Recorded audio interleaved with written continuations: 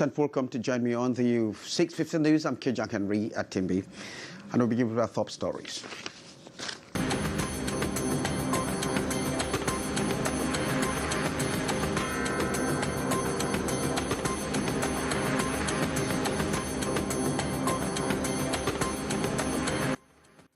Bike riders on rampage in Bamenda, chief town of the northwest region of the country. They were denouncing the death of one of theirs smashed by a police van alongside his passenger. And child and gender abuse on the rise in Cameroon, with human rights organizations computing the pyramidal figures. So far, 15 women are known to have been killed in under 52 days. Those were our top stories. Canal International.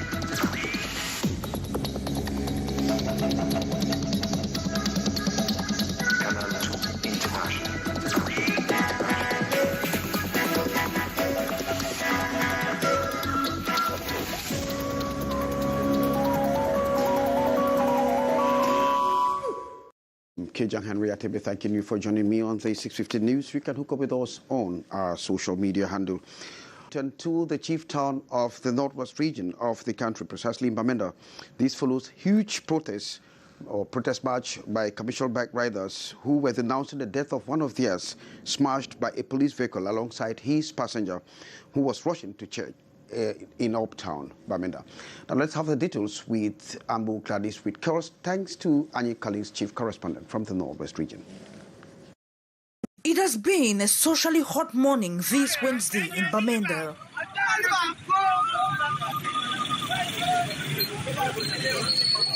These bike riders are protesting the killing of one of theirs alongside a lady by a police vehicle between the food market and the fish pond hill. Angered by the road accident, other commercial bike riders reportedly pulled the corpse of their colleague from the hospital and marched through all the 3 subdivisions of Bamenda City. To manage the situation from degenerating, security forces engaged in frantic efforts to block the rioters at veterinary and finance junctions, but in their hundreds, the riders still succeeded in reaching the governor's office at Upstation. In the absence of the governor, the angry mob was received by the senior divisional officer for Mezam. The administrator announced that investigations have been opened to establish various responsibility in the deadly accident. Governor don't say investigation, they go carry investigation to know where it don't happen for that place at the food market. Seen as an opportunity to press further against other grievances, the riders were told to select 5 representatives for a meeting with the administration this Thursday. You have come a lot of grievances against police, the president of the Canal Union, and other people. They should come tomorrow in my office so that we settle all those problems. Then we make the report to the governor. Whereas other family members of the deceased rider were said to be at the central police station for information purposes, his child was taken along in the protest march. Calm finally returned to the streets of Bamenda slightly after midday this April 12. Oh, very unfortunate there indeed. Thanks, Ambu Gladys and Annie Collins. A dealer in marijuana, thin and adulterated fuel destined for the black market has disappeared when he was intercepted at the gendarmerie checkpoint in Magba, abandoning the consignment to the gendarmes, and the vehicles containing the fraudulent consignment have been transported for investigations. Once more, Ambu Gladys. The bags contain a total of 200 kilograms of marijuana. They were hidden between other bags on board a truck that contained charcoal for transportation. Unfortunately, the truck was intercepted by gendarme officers of the Njimom Gendarmerie Command Post in the Noun Division, West Region of Cameroon, following a tip-off. On a saisi ce carburant et cannabis We seized these goods following an information we got from some individuals. We were told the truck that left Magbe Market in the Magba subdivision had on board several goods such as Indian hemp, adulterated fuel and wild wood. We immediately beefed up our security cordon. That was on April 8, and that is how my team and I laid hands on the goods. It's rampant in the Noon division. And we have discovered that most of these drugs are transported by heavy trucks who disseminate them in luggages. And then when they come into our control, we are calling on those transporters to be very careful, that we run no efforts to track them down. The owner of the unlawful goods, whose names we got as Ndam Usmanu, reportedly took to his heels when the discovery was made. Amongst his consignment of goods were 20 gallons of adulterated fuel. The gendarme officers have called on the population to denounce such acts to put an end to the phenomenon in the Noon division. We are also encouraging the population to give all necessary information in order to stop this activity. The gendarme officers are bent on curbing the phenomenon in the Noon division of the West region of Cameroon. Ambu is reporting there. Thanks, Ambu. And from one very bad news to another. And this time we move over to Mokolo in the far north region of the country, where it's a lady, a school teacher or high school teacher, who was murdered by the husband after they had a quarrel. The fight ensued, leading to the death of the woman. The husband was reported to have killed the wife in cold blood and then stabbed himself. He was then transported to the hospital, where he gave up the ghost at 2 p.m. today.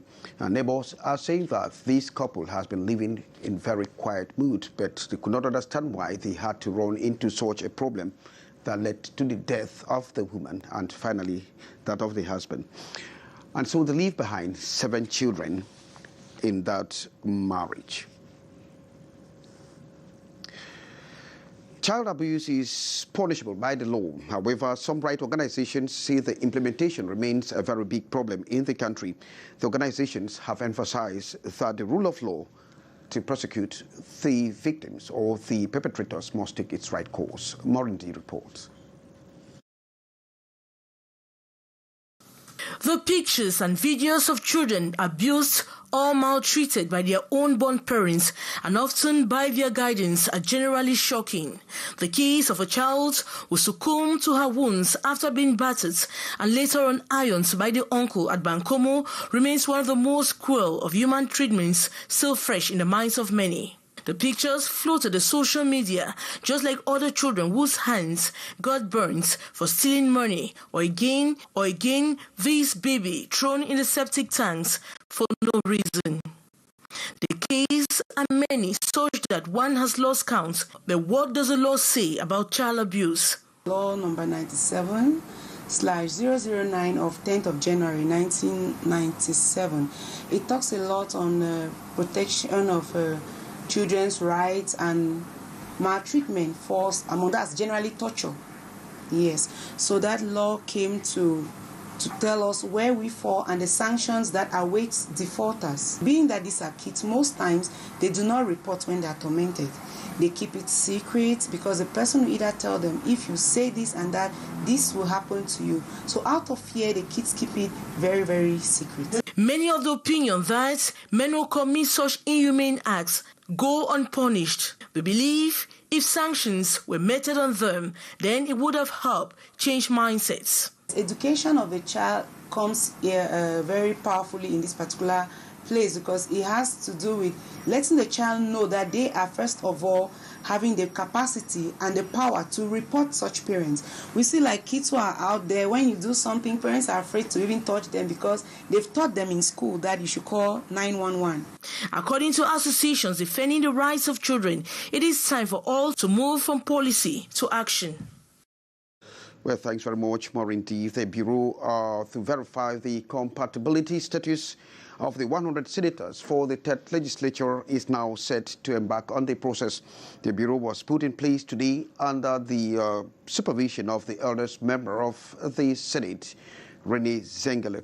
The Bureau is expected to start the process tomorrow as stipulated by the law and rules and regulations of the Senate. Details with Hyacinth Chia. After the solemn opening ceremony of the first session as of right, the senators for the 3rd batch of the Cameroonian Senate, this Wednesday, April 12, swing into work during this first plenary sitting. On the agenda is the putting in place of the Bureau for the verification of the incompatibility of both the elected and appointed senators as stipulated by Article 9 of the Rules and Regulations of the Senate.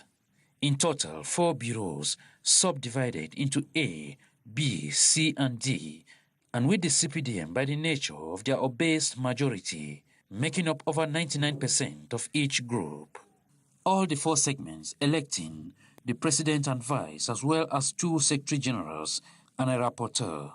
The Bureau, tomorrow April 13, will proceed with the scrutiny of the files of all the 100 senators to confirm their eligibility before they will receive their full attribute as members of the upper house of Parliament. Thanks very much, Hyacinth Chia, reporting there. And of course, after the solemn opening of the session, some members of the Senate actually spoke to Hyacinth Chia. They say they are very much ready and conscious of the task that lies ahead of them. They spoke to Hyacinth. First of all, in the strengthening of peace and unity, because there's no meaningful development without peace. So that's my first objective, to work with these local authorities to see into it that peace returns in our regions. Secondly, coming in from the Ministry of Women's Empowerment and the Family, I am going to be an ambassador for women and young girls and for the family. We are coming in as new people. The first thing I would like to say is that the Senate was put in place in order to make decentralization effective. And so we have come ready to work hard and to make sure that what the central administration has to do for the people down right in the councils, we lobby so that all what they need can come to them. For my own region particularly, a lot of things have been done to bring peace. Now, we will try to contribute to see to that this peace becomes completely effective. I'm just trying to feel it. It's surreal. It's a very strange feeling, but I'm very happy to be here. It's a great honor. Well, some senators reacting there to Hyacinth Chia after the solemn opening of the session for the 3rd legislature. And of course, actors of the involved in the inspection of environmental control classification standards in some enterprises have seen the need for them to avert disaster. This comes following the recent disaster that occurred at a metallurgical industry in Douala. Ambo Gladys.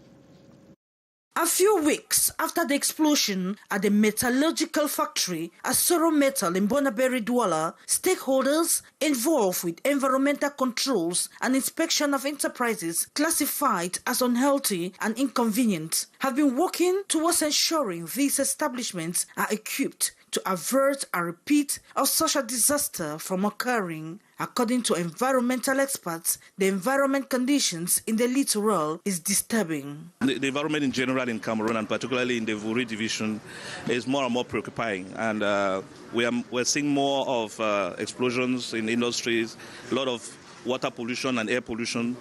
And particularly the case of Douala is one to raise concern, because most of our rivers are being polluted, and most of the product coming out from there also are being contaminated. So we are having a situation where the environment needs special attention, particularly from pollution coming from industries, hotels, and all other installations which we inspect quite often.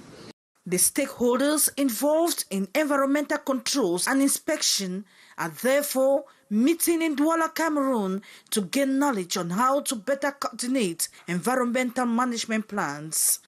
This workshop is